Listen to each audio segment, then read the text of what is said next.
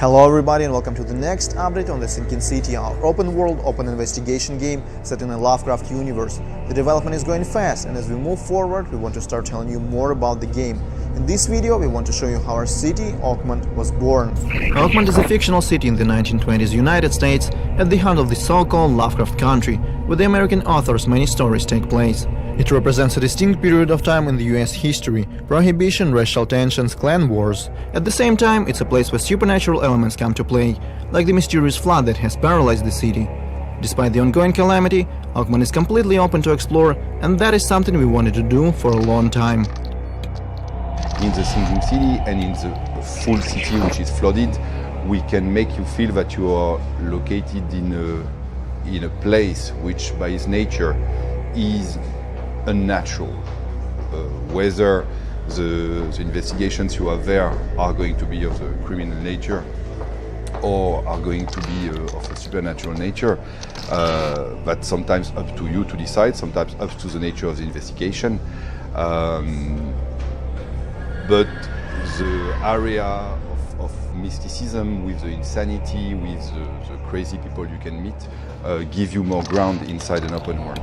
Yeah, we could say that choosing this city enhances the taste of everything in terms of game experience and in terms of gameplay and proposals that allow us to make dozens of quests, dozens of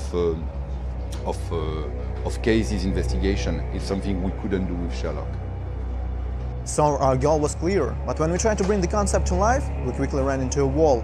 See, we had no idea how urban planning works, navigation, transition between different districts and so on. We had to do a lot of research and explore dozens of different cities, from the 1920s Massachusetts to Lovecraft's Arkham and Innsmouth. We also looked for the right people. We decided to ask Katya for help. She had actually studied architecture and urban planning in university. Her first task with us was to research American urbanism from its very roots to the 20th century.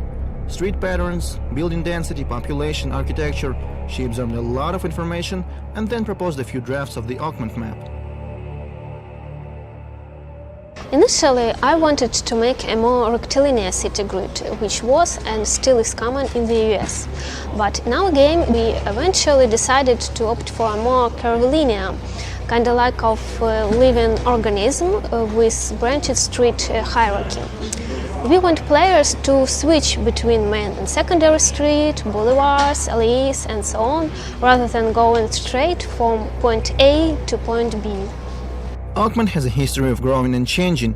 From the 17th century to the 1920s, lore says the city is built around a few major and rather supernatural sites, which also set the tone of our districts. The city grid varies from district to district. For example, we have a harbor area where our city was actually founded, according to narration. But it's way more chaotic because the stacks and the area in the general were hastily built by the first settlers. By the contrast, we have a rich area that looks like a real American suburb. It has regular planning and traditional space organization. Oakmont is a mix of different architectural styles, which was formed through centuries. Of course, every student building needs to look like something from each respective period of time. To achieve that, we search for inspiration online, in books, newspapers, movies, everywhere we can, really. We work with a lot of different architectural styles. Here, for example, you can see a Romanesque style building, and it's the interior. I'm still tweaking it and want to mix it with the Renaissance style and see how it looks. It's more about fun than realism. Very soon we will get to landmarks, unique buildings, which will also have their own attributes, their own style or height, for example. We want to use them to help people find their way in Oakmont without a map. So far we have a few thousand buildings in Oakmont, hundreds of them can be entered and explored. We are still experimenting with our environment, interiors, public spaces and so on. We like realism to a degree, but it cannot stand in the way of exploration and fun. Is this street too long? Is this building too small? This area too bland? The most important factor here is how interesting it is to play the game, because ultimately we want to give players as much freedom and motivation as it is technically possible. So this is it for now, folks. In our next video update, we want to talk about the cultural aspect of Oakmont and how it mixes with Lovecraftian horrors. Sounds good?